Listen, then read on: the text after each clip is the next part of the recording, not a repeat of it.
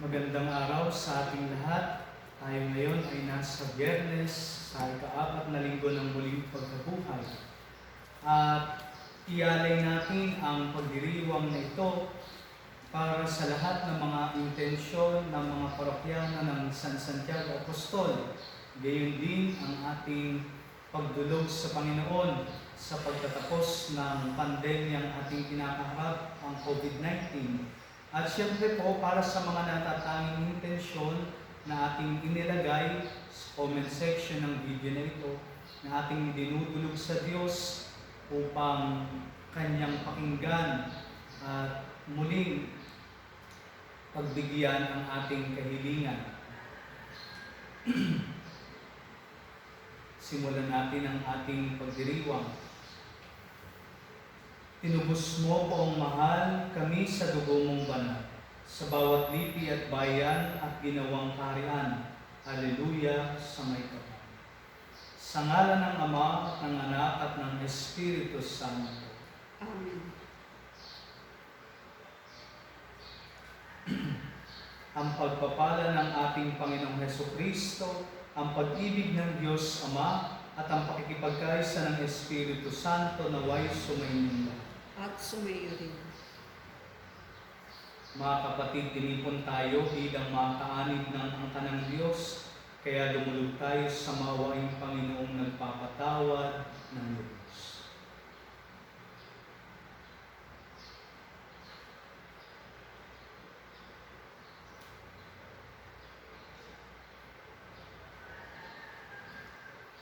Sinubong tagapagpagaling sa mga nagsisisi, Panginoon, kaawaan kami. Panginoon, kaawaan kami. Dumating na tagapag-anyayang mga makasalanay magsisi, Kristo, kaawaan kami. Kristo, kaawaan kami. Nakaluklok ka sa kanan ng Diyos Ama para ipamagitan kami, Panginoon, kaawaan kami. Panginoon, kaawaan kami. Kaawaan tayo ng makapangyarihang Diyos, patawarin tayo sa ating mga kasalanan, at patnubayan tayo sa buhay na walang hanggan. Amen. Manalangin tayo.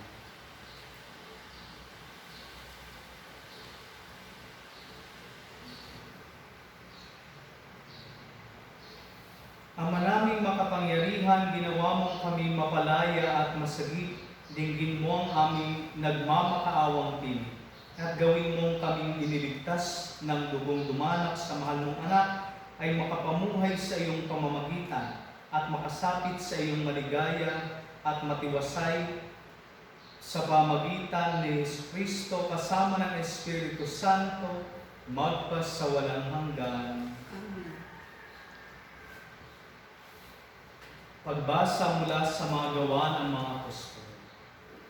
Noong mga araw na iyon, nang dumating si Pablo sa Antioquia ng Pisidia, siya ay pumasok sa sinagoga at sinabi, "Mga kapatid kong mula sa lahi ni Abraham at mga taong may takot sa Diyos, tayo ang pinadalhan ng balitang ito tungkol sa kaligtasan. Hindi kinilala ng mga naninirahan sa Jerusalem at ng kanilang mga pinuno na si Kristo ang tagapagligtas.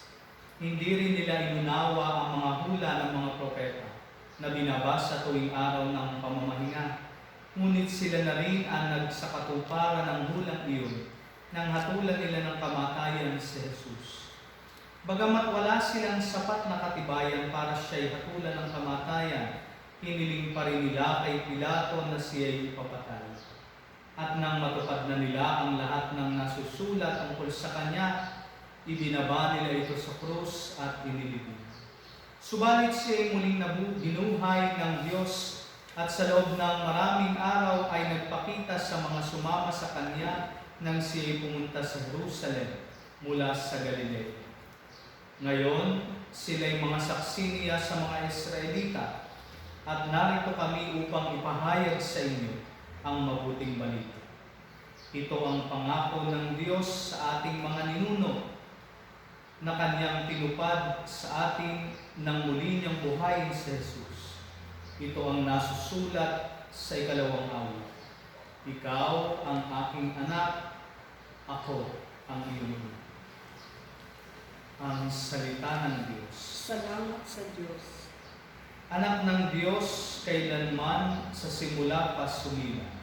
Anak ng Diyos, kailanman sa simula pa sumila. Tungkol sa akin ay sinabi ng poong Diyos sa bundok kong mahal. Sa tuktok ng Siyon, aking iniluluklok ang haring marangal. Ganito ang sabi ng lingkod ng poon na hari sa Siyon. Aking ihahayag ang ipinag-utos nitong Panginoon. Ikaw ang anak kong pinakamamahal at magmula ngayon, ako namang ito ang hiliw mong ama sa habang panahon. Anak ng Diyos, kailanman sa simula pa sumila. Hingin mo sa akin ang lahat ng bansa at ibibigay ko. Anumang narito sa buong daigdig ay magiging iyo. Pamamahalaan mo ng kamay na bakal ang lahat ng ito. Tulad ng palayok, durugin mo sila sa mga kamay mo. Anak ng Diyos, kailanman sa simula pa sumila. Kayong mga hari at tagapamuno sa lahat ng bansa, mag-ingat kayo at magpakabuti sa pamamahal. Ang Panginoong Diyos, inyong paglingkurat, katakutan. Anak ng Diyos, kailanman sa simula pa sumila. Aleluya, aleluya. Ikaw, O Kristo, ang daan, ang katotohanan at buhay, patungo sa amang mahal. Aleluya, aleluya. Sumainyo ang Panginoon. At sumayo rin. Ang mabuting balita ng Panginoon ayon kay San Juan. Papuri sa iyo, Panginoon. Noong panahong iyon, sinabi ni Jesus sa kanyang mga alagad, huwag kayong mabalisa, manalig kayo sa Diyos at manalig din kayo sa akin. Sa bahay ng aking ama ay maraming silid. Kung hindi gayon, sinabi ko na sana sa inyo. At paroroon ako upang ipaghanda ko kayo ng matitirhan. Kapag naroon na ako at naipaghanda na kayo ng matitirhan, babalik ako at isasama kayo sa kinaroroonan ko. At alam na ninyo ang daan patungo sa pupuntahan. Sinabi sa kanya ni Tomas, Panginoon, hindi po namin alam kung saan kayo pupunta. Paano namin malalaman ang daan? Sumagot si Jesus, ako ang daan, ang katotohanan, at ang buhay. Walang makapupunta sa Ama, kundi sa pamagitan. Ang mabuting balita ng Panginoon. Pinupuri ka namin, Panginoon Hesus Kristo. Magandang umaga pong muli sa ating lahat. Tulad nga ng nasabi ko kanina, tayo ngayon ay nasa Biyernes ng ika-4 na linggo sa muling pagkabuhay. At narinig natin ang ebanghelyo mula sa sinulat ni San Juan. Ito pong ebanghelyong ito ay kalimitan nating maririnig sa pagdiriwang ng misa ng patay. Siguro po kayo naka-attend na ng mga funeral masses. At ito yung usually gospel na ating maririnig. Kung papaano itinuturo sa atin ni Jesus na siya ang ating daan, siya ang ating katotohanan, at siya ang ating buhay. Ang gospel po bang ito ay para lamang sa mga patay? Siguro po'y hindi naman. Kung hindi, pagpapakita din ito sa ating mga buhay.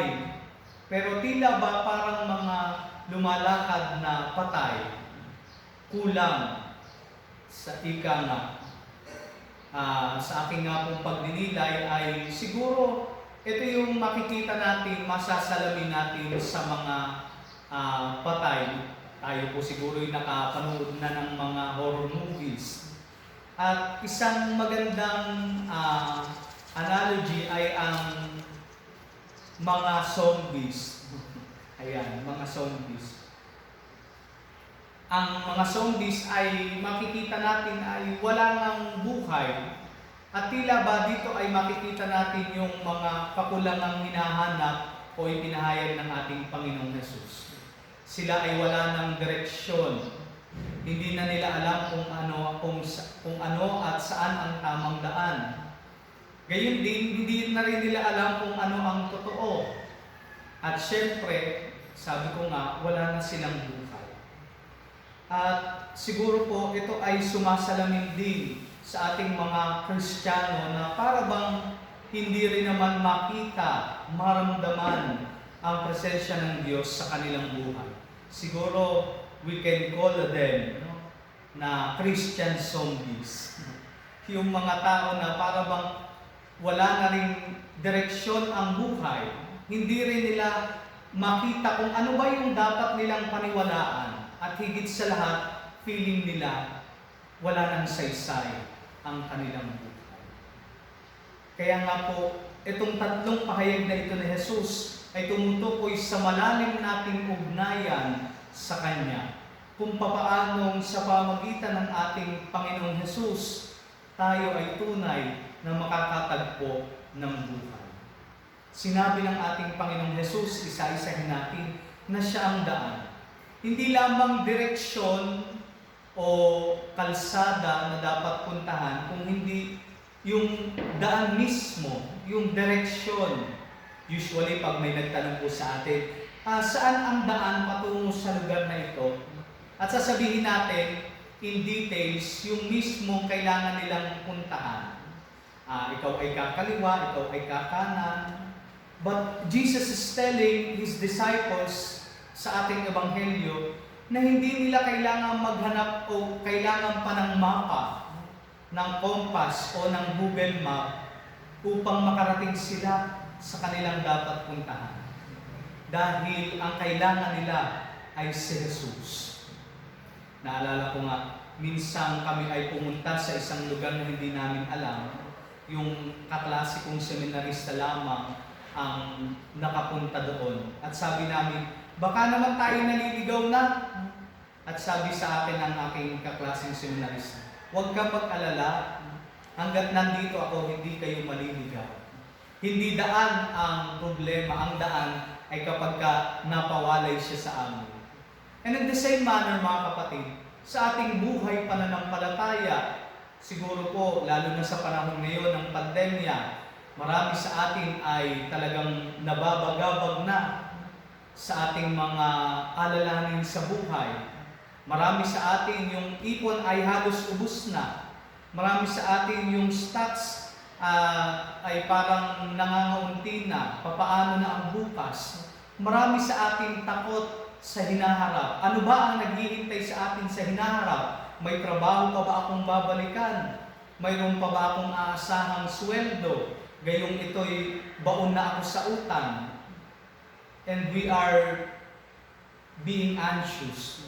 Subalit, narito si Jesus, ipinapahayag sa atin na siya ang daan. Hindi lamang daan na pupuntahan ng lugar, kung hindi pagpapakita ng direksyon ng buhay. Sa ating paglapit sa ating Panginoong Jesus, tayo'y tunay na nagkakaroon ng tamang direksyon. Saan ba tayo pupunta? At ito'y walang iba, kanyang tinutukoy, walang iba kung hindi sa kanyang Ama sa langit. Ikalawa, siya ang katotohanan. Sa panahon po ngayon ay kabi-kabila ang maririnig nating mga opinyon na para sa ibang tao ay ito na yung mga katotohanan na dapat nilang paniwalaan. Pero ipinapaalala sa atin ni Jesus sa ating ebanghelyo na ang dapat nating paniwalaan ay hindi ang sinasabi ng iba, kung hindi ang sinasabi niya mismo. Sinasabi ng kanyang mga salita na ating napapakinggan sa mabuting balita. Na kung meron man tayong dapat panghawakan, ito ay ang mga salita ni Jesus na patuloy na magbibigay sa atin ng inspirasyon upang patuloy tayong magkaroon ng buhay at makapagpatuloy nito. Ikatlong bagay, ipinahayag ni Jesus na siya ang buhay. At makikita nga natin, mga kapatid, na hindi lamang naman ang pangangailangang pangpisikal yung nagbibigay sa atin ng buhay. Siguro marami sa atin, kahit na maraming kinakain, kahit sapat ang nutrisyon na tinatanggap ng katawan, feeling natin tayong mga patay. Bakit? Dahil halos wala tayong magawa. Wala tayong para bang, sabi ko nga nung last time na sa aking homily, para bang yung kahapon ay ganun din yung nangyari ngayon. Ano bang isang indikasyon ng buhay? Yung mayroong movement, no? Yung hindi lamang nakatigil sa isang posisyon. Mayroong moving forward, looking forward. At siguro sa panahon ngayon ng pandemya, para bang tayo'y mga patay din. Na kahit tayo ay may kinakain, tayo ay tayo nabubusog, para bang hindi gumagalaw yung ating buhay. Hindi tayo nagtatrabaho, hindi tayo nagpapatakbo ng negosyo. Para bang ang ating buhay ay stagnant sa ngayon. Nakatigil lamang, walang patutunguhan. Kaya nga ano ang hamon ni Jesus? Sa paglapit natin sa Kanya, makita natin na siya ang magbibigay sa atin ng tunay na buhay. Na siya ang patuloy na magpapatakbo sa ating buhay na tila ba nakatigil na sa ngayon. At sa tatlong bagay na ito na ipinapahayag sa atin ni Jesus, nung sana nga hindi tayo maging mga Christian zombies. Na sa panahon ng pandemya, para bang tayo walang direksyon ng buhay. Masyado tayong takot, hindi natin alam kung ano ang dapat nating paniwalaan.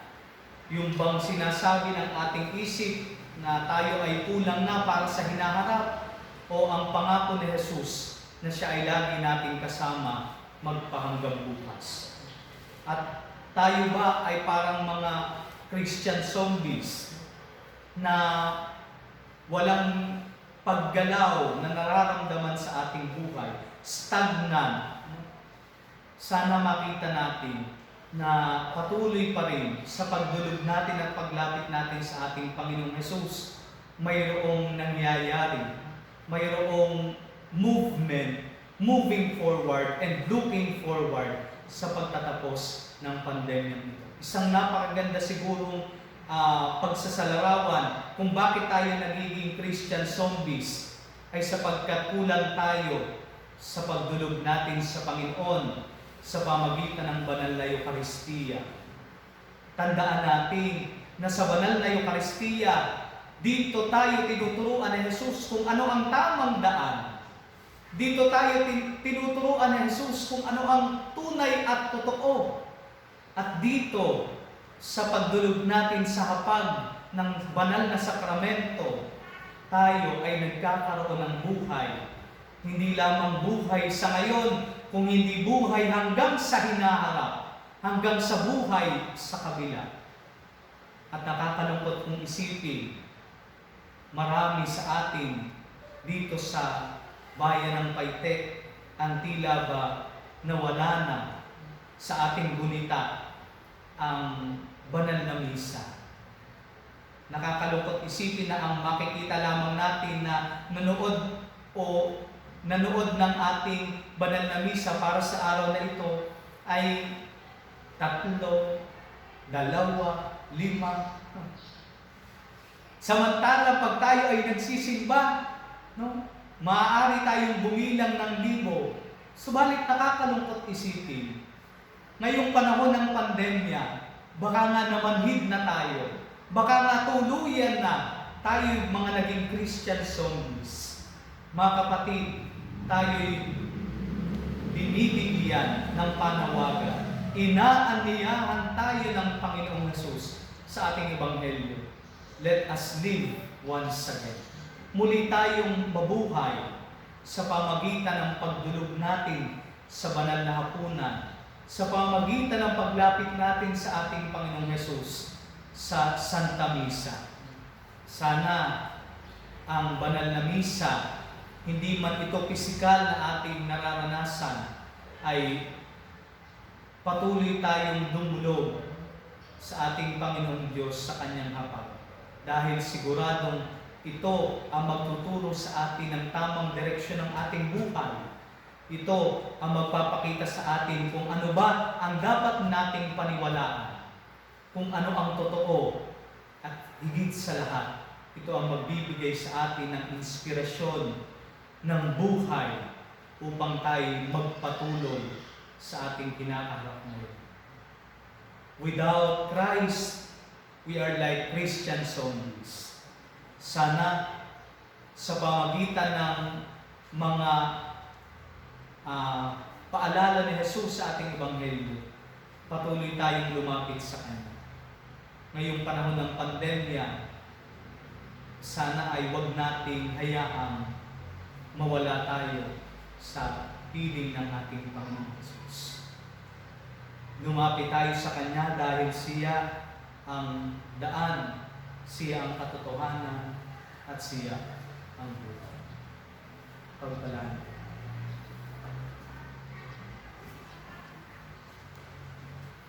Oratio Imperata, Diyos, Ama namin, lumalapit kami sa iyo para sa aming kahilingan, na kami ay iyong proteksyonan laban sa COVID-19 na kumitil na ng maraming buhay at nakaapekto na sa sangkatauhan. Nananalangin kami para sa iyong biyaya, para sa mga taong inatasan na pag-aralan ang kalikasan at ang sanhi ng virus nito. Gayon din upang mapahinto ang patuloy nitong paglagana. Gabayan mo po ang mga inatasang mga laga sa kalusugan na kanila nawang magampanan ang kanilang tungkulin ng buong husay at may malasakit. Gabayan mo po ang mga kawani ng pamahalaan at ang mga nasa pribadong institusyon sa kanilang paghanap ng lunas upang masugpo ang pandemya nito. Ipinapanalangin namin ang lahat ng mga naapektuhan, nawa ay hilumin mo po ang kanilang karamdaman. Ipagkaloob mo po nawa sa amin ang iyong biyaya upang kami ay patuloy na makagawa ng kabutihan para sa lahat at makatulong sa lahat ng mga nangangailangan.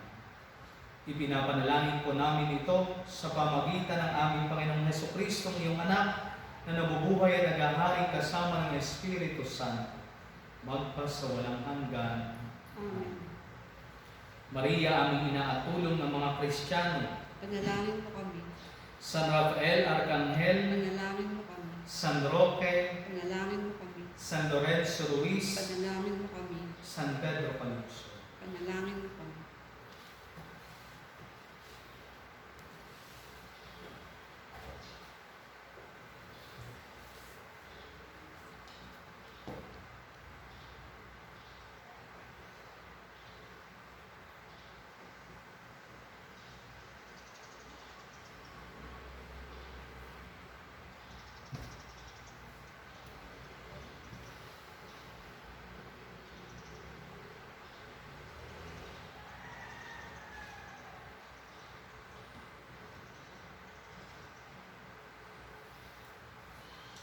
Papuri-puri ka, Diyos, sa mga lumikha sa sanlibutan, sa iyong kagandahang loob, narito ang aming mayahanay. Mula sa lupa at bunga ng aming paggawa, ang tinapay na ito para maging pagkain ng bibigay. Papuri-puri ang po may kapal ngayon at kailanman.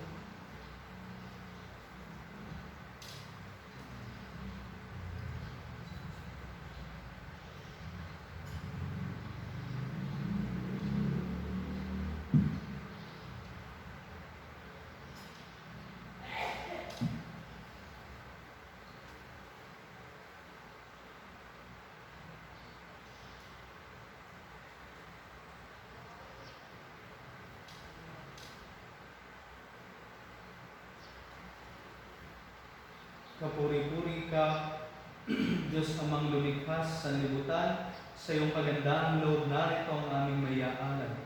Mula sa katas ng ubas at bunga ng aming paggawa, ang alak na ito para maging inyong nagbibigay ng iyong Espiritu.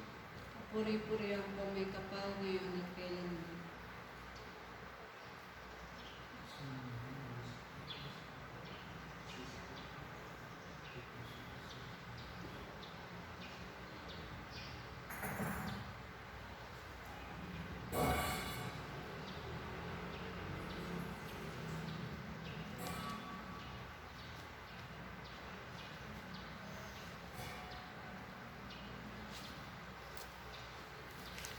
Manalangin kayo mga kapatid upang ang paghain natin ay kalugdan ng Diyos sa mga makapangyarihan.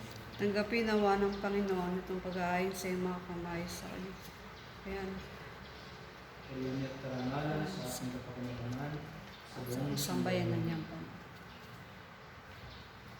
Ama naming lumikha, tanggapin mo at kalugdan ang mga alay ng iyong angkan upang sa tulong ng iyong pagligap at pagsubaybay, ang bigay mo sa aming puhunan ay hindi masayang, kundi tumubo pa ng mga kaloob mo walang katapusan. Sa pamagitan ni Jesucristo, kasama ng Espiritu Santo, magpasawalang hanggan. Amen.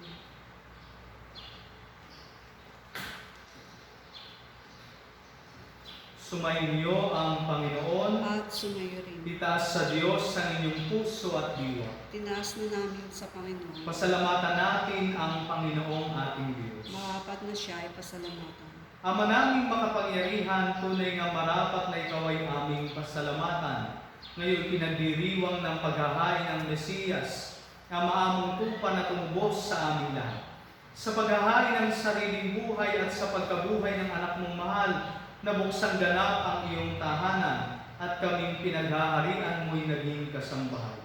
Sa pagkamatay niya sa krus, nalupig ang kamatayan. Sa kanyang pagkabuhay, naging buhay siya ng tanan. Kaya kaisa ng mga anghel na nagsisiawit ng papuri sa iyo nang walang humpay sa kalangitan, kami nagbubunyi sa iyong kadakilaan. Santo, Santo, Santo, Panginoong Diyos ng mga hukbo, napupuno ang langit at lupa ng kadakilaan mo, o sana sa kaitaasan. Pinagpala ang paririto sa ngalan ng Panginoon, o sana sa kaitaasan. Ama naming banal, ikaw ang bukal ng tanang kabanalan, kaya't sa pamagitan ng iyong Espiritu, gawin mong banal ang mga kaloob na ito upang para sa aming maging katawan at dugo ng aming Panginoong Jesucristo. Bago niya pinagtiis ang kusang loob na maging handog, hinawakan niya ang tinapay. Pinasalamatan kaniya, pinaghati-hati niya iyon, iniabot sa kanyang mga alagad at sinabi, tanggapin ninyong lahat ito at kanin. Ito ang aking katawan na ihahandog para sa inyo.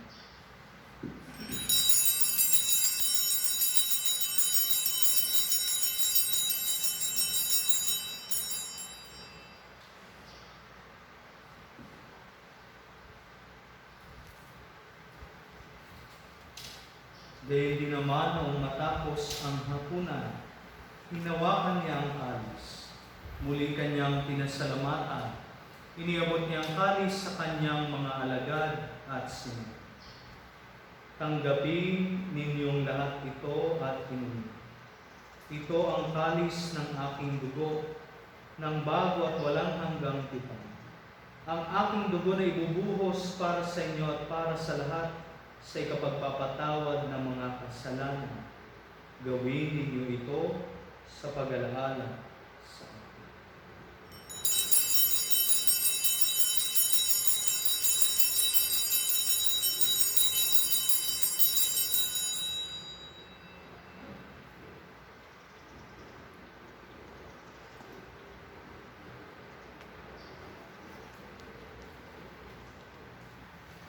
Ipagbunyi natin ang misteryo ng pananampalataya. Si Kristo'y namatay, si Kristo'y nabuhay, si Kristo'y babalik sa wakas ng panahon.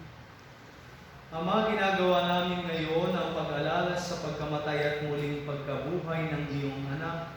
Kaya't iniaalay namin sa iyo ang tinapay na nagbibigay buhay at ang kalis na nagkakaloob ng kaligtasan.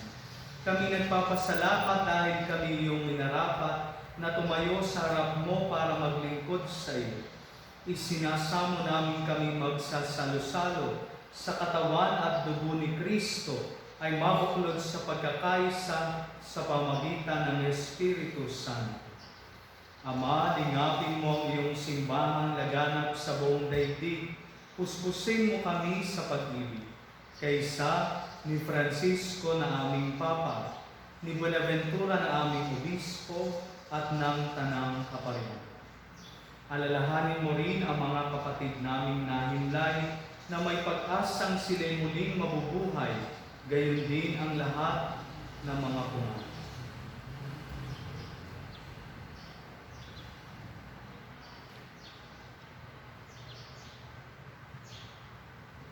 Kaawaan mo sila at patuloyin sa iyong kaliwanagan. Kaawaan mo at pagindapating kaming lahat na makasalo sa iyong buhay na walang wakas. Kaysa ng mahal na Birheng Maria, ang ina ng Diyos, kaysa ni San Jose ang kanyang kalinis-linisang esposo, kaysa ng mga apostol, ni San Santiago na ating patron at ng lahat ng mga banal na namuhay dito sa daigdig ng kalugod-lugod sa iyo.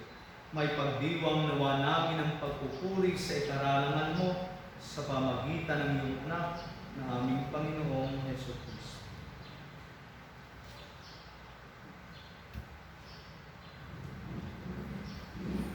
Sa pamagitan ni Kristo kasama niya at sa Kanya, ang lahat ng parangal at papuri ay sa iyo, Diyos Amang makapangyarihan, kasama ng Espiritu Santo, magpa sa walang hanggan. Amen.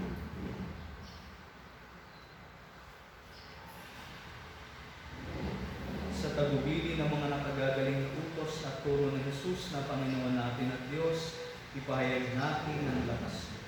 Ama namin, sumasalangit ka, sambahin ang ngalan mo. Mapasa amin ang kaharian. Sundin ang loob mo dito sa lupa para ng sa langit.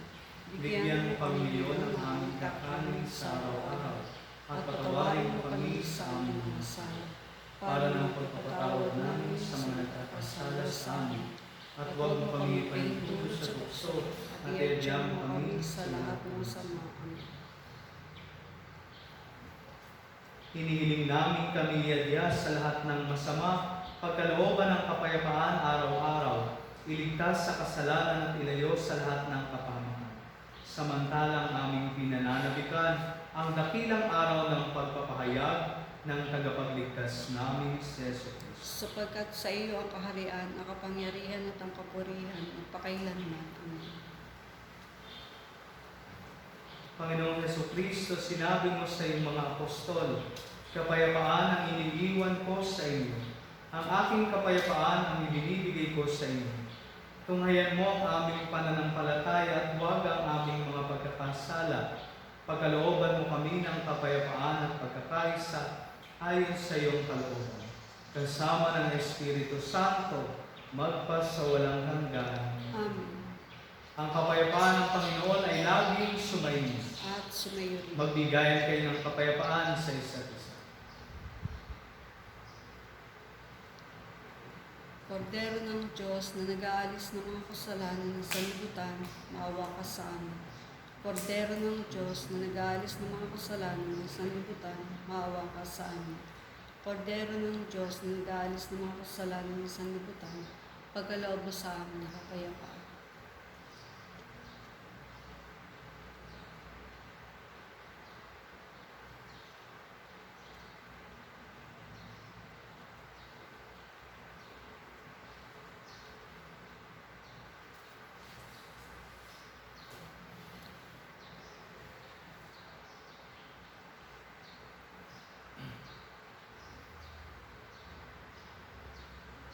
Ikaw ang kordero ng Diyos, ito ang nag-aalis sa mga kasalanan ng sanlibutan. Mapalad ang mga yanayahan sa kanyang piging.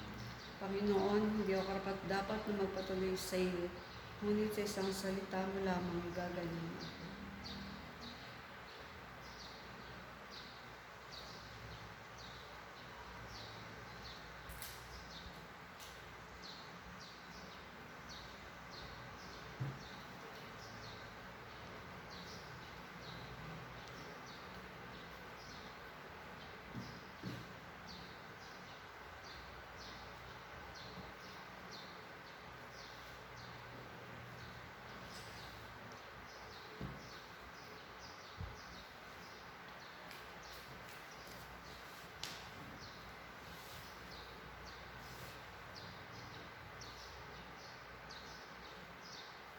Naghain ang angking buhay si Kristo para sa tanan.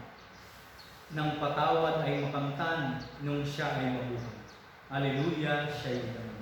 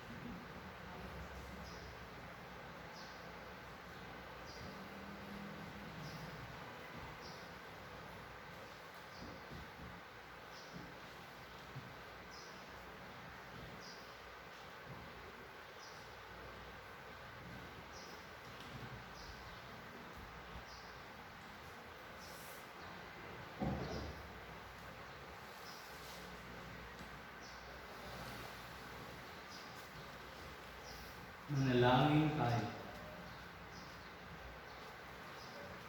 Ama naming mapagmahal, ipagpatuloy mo ang iyong matapat na pagsubaybay sa iyong mga dinudulutan ng kaligtasan, upang ang mga ipinagpakasakit na sagipin ng iyong anak ay makinabang sa pagkabuhay niyang nagbibigay galak. Sa pamagitan niya kasama ng Espiritu Santo, magpas sa walang hanggan. Amen. Sumainyo ang Panginoon Sumayo rin. at naway pagpalain kayo ng ating dakila at makapangyarihang Diyos, Ama at Anak at Espiritu Santo. Amen. Ang misa ay nayalay na, umayo kayo sa kapayapaan ni Kristo. Salamat sa Diyos. Ngayon ay gagawin natin ang pag-aalay ng ating mga.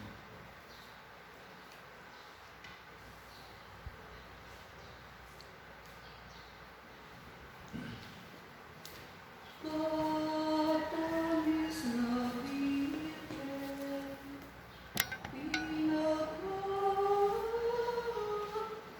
dugan kaming nangangako na magpong mag-alam ng mga bulaklak. Bawat isang araw at ang magdudulot, yaring murang kablan. Tunog na bulaklak, sadyang salit-salit.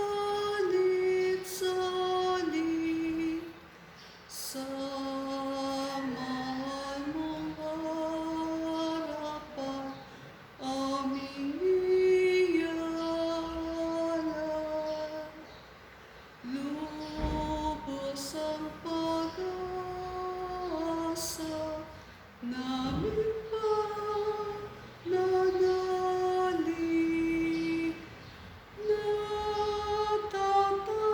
Natatanggapin mo'y handog na pag-ibig.